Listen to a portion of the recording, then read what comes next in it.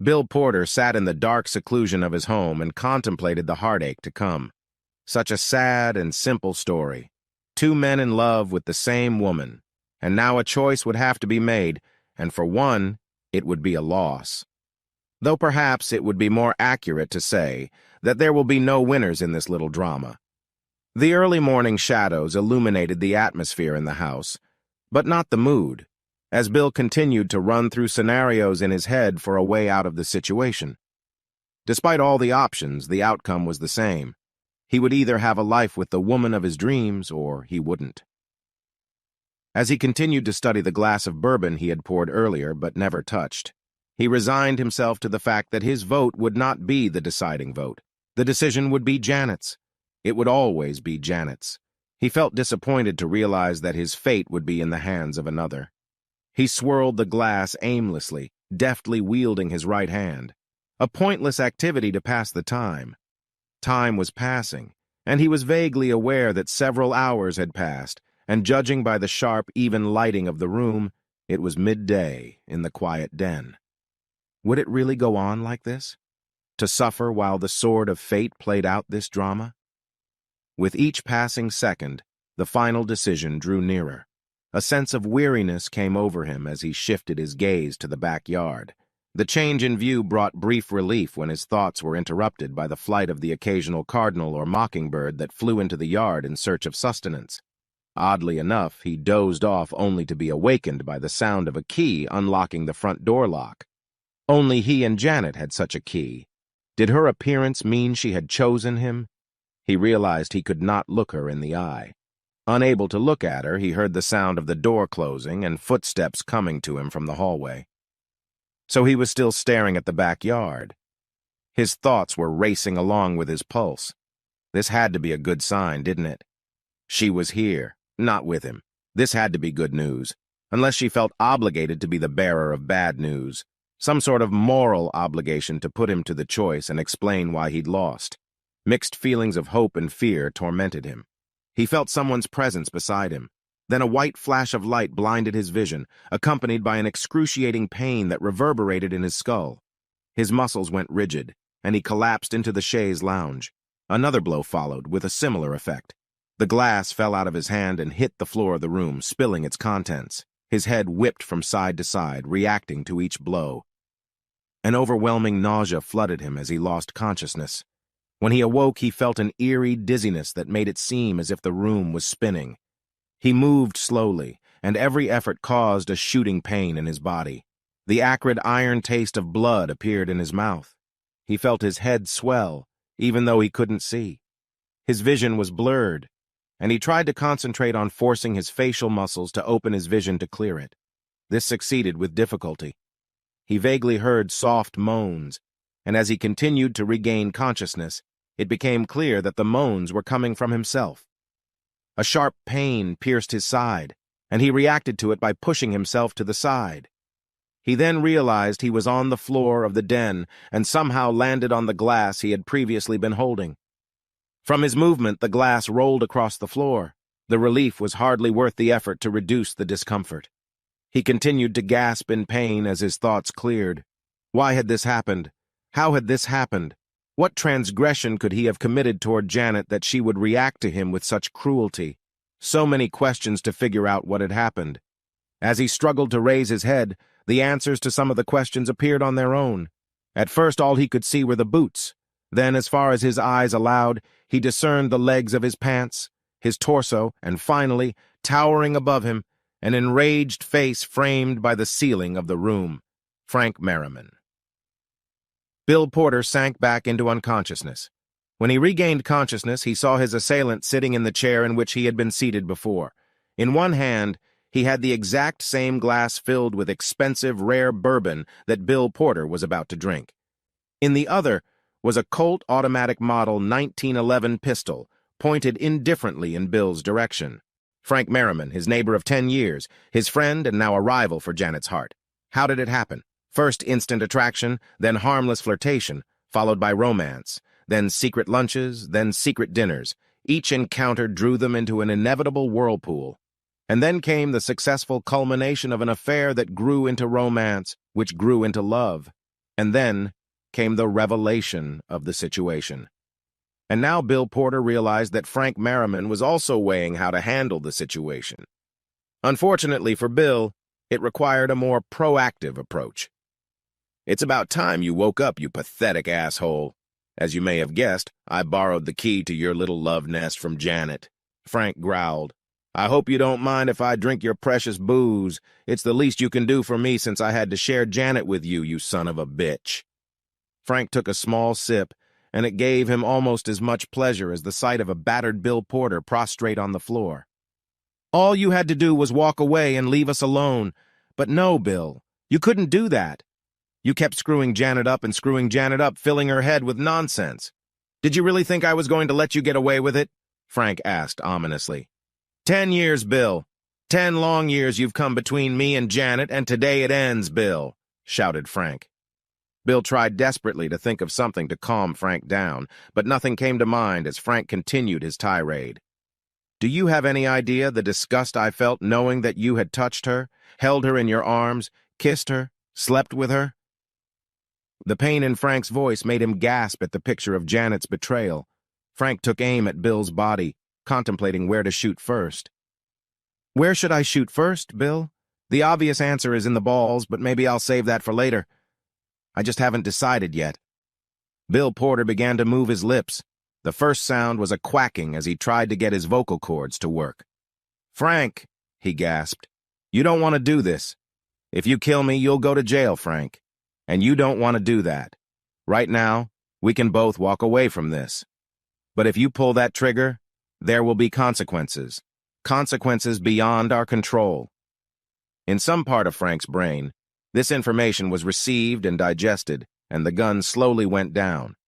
Frank took another sip of bourbon, glaring angrily at Bill. "You think you're so damn smart," Frank hissed. "I'm not afraid to go to jail just so long as you're dead and buried. Frank, for 10 years we lived across the street from each other. Are you saying you hate me so much that you want to spend the rest of your life in jail?" Bill protested. Frank replied, "For what you did to Janet, for what you did to me, for what you did to my family. Yes, I'll try my luck in court." Bill exclaimed in despair, "Look, Frank, Janet's—" At the mention of Janet's name, Frank jumped up from his chair and started kicking Bill's defenseless body. "Don't! Never mention her name ever again!" Frank shouted, and each word was followed by a vicious kick. Each blow made Bill's body shudder with pain, and once again he passed out from his injuries. How long he lay passed out he didn't know, but eventually he groaned again, which signaled to Frank that Bill was coming to his senses. Bill cried out in pain. His whole body was bruised from the blows. He was sure he had several broken ribs. His arms were sore and numb from the blows. Somehow during the fight he had curled up into a fetal position, which prevented Frank from reaching his groin area. But Bill could tell that several blows came to his buttocks, thighs, and pelvis, trying to get to his most vulnerable spot. Frank returned to the chair. In the meantime, he had managed to fill his glass. Studying his victim, he said, "That's it. Cry like a little bitch." Bill's body revolted, and he suddenly vomited. As he continued to squirm in the slurry, he heard Frank's laughter. Then the spasms ended, and he sank into the stench of vomit, while Frank continued to enjoy the scenario. "Oh, Billy boy, what surprises you have today," Frank muttered mockingly. "Not the least of which is the one about Karen and Jimmy." "Yes, my kids, Karen and Jimmy," Frank sympathized. "I know Janet lied to you and told you they were yours. You liked to think that, didn't you?" Frank chuckled. "And you know what, Mr. Great and Powerful Bastard? I did the paternity tests, and they're both mine. Thank God Janet has been honest with me this whole time. The thought of you having a child with Janet—" Bill could see the intent to kill appear on Frank's face. Before he could gather his strength, Frank raised the gun again. The barrel with the cave-like opening was pointed directly at him, and Frank's face was like death itself as he pulled the trigger. Bill saw the flames from the shot burst and the bullet enter his body. Only then did he realize that he never heard the sound of the shot. The moment the blood rushed from his body, Bill experienced a shock. In that moment, Bill realized that he was going to die today. Frank had crossed the line, and nothing would stop him from killing the man he held responsible for his torment. Strangely enough, another bullet didn't follow. "I want you to suffer, you bastard!" Frank shouted. "I won't see you burn in hell, so you'll live as long as I can keep you alive." Frank began to rant non-stop about all the misdemeanors he suffered because of Bill. Infinity passed, and the distant sounds of sirens were heard in the neighborhood. As the sirens drew closer, the Doppler effect built up. Suddenly, as the cacophony reached a climax, they fell menacingly silent. From the loudspeakers came unfamiliar and muffled voices insisting on being informed of what was happening. "Do you think they'll save you, Billy boy? Nothing on God's green earth will do that," Frank declared, waving his gun. He continued his tirade. Bill leaned back in despair and stared out into the backyard, which would probably be the last thing he would ever see. Then some movement began behind his fence. Puzzled, he watched some object being lowered to the ground. Bill had attended enough Chicago Bears soccer games to recognize the object as a parabolic microphone. Finally, the police would be able to hear, evaluate, and determine next steps. All that was left for Bill was to hang on, and maybe he could survive.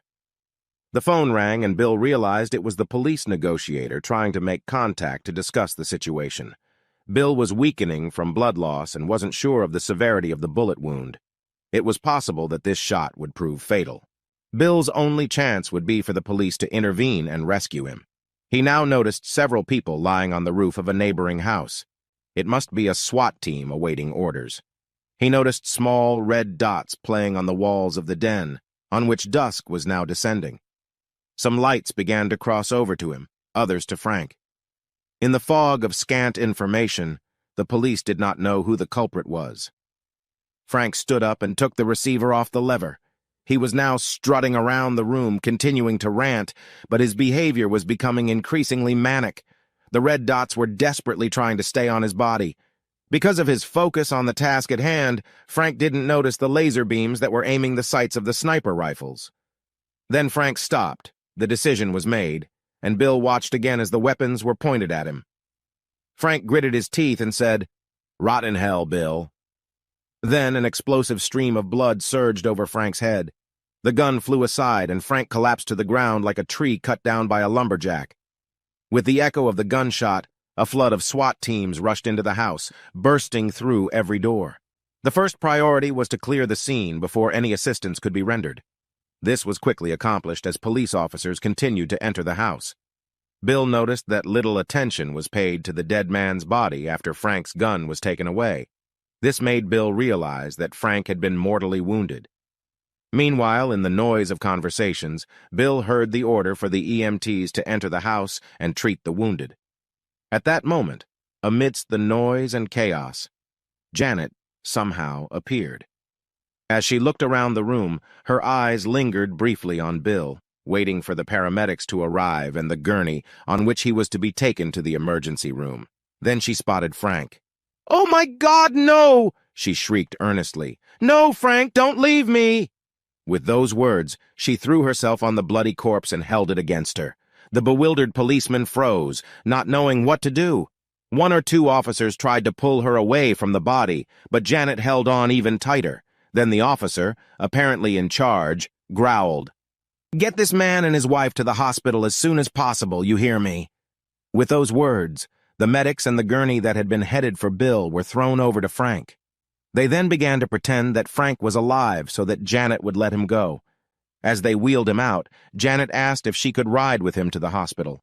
They gently assured her that she could.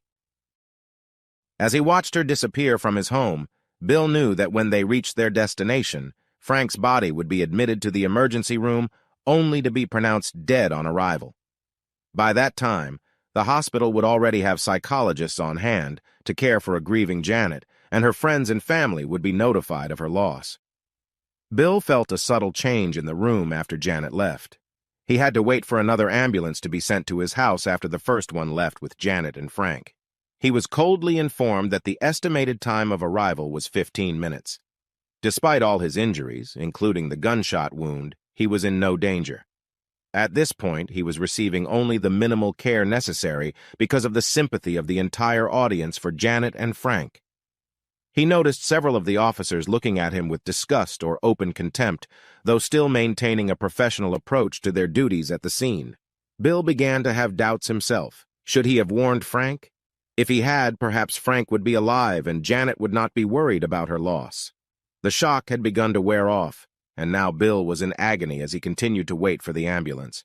No one showed much interest in his plight. Fortunately, a second ambulance arrived and the paramedics began preparing him for the ride. After he was moved onto a gurney, a senior officer finally approached him. "I'm Inspector O'Henry. This is Lieutenant Mallory of the SWAT team." He pointed to the officer who had been staring at Bill the whole time. Inspector O'Henry continued, "I want you to meet the officer who had to kill this poor woman's husband today, all because you decided to seduce his wife. I hope you're happy with the way things turned out and can live with the guilt of making this woman a widow." Bill was exhausted, and it was evident that he was rapidly losing consciousness as the EMTs put a breathing mask on him. Nevertheless, he managed to stop them from putting the mask on. He mumbled something to the inspector. "What did you say?" Inspector O'Henry demanded with open contempt. With his last strength, Bill pointed to the wall, and with all the agony of which he was capable, said, "She's not a widow." Bill noticed the surprised look on Inspector O'Henry's face as he stared at the large wedding photograph of Mr. and Mrs. Bill and Janet Porter hanging over the fireplace. Around it hung a typical family photos of Bill, Janet, and the children, Karen and Jimmy, in various poses. Portraits of a happy family. Bill's last vision before he sank into Morpheus land was the sad, apologetic look in Inspector O'Henry's eyes.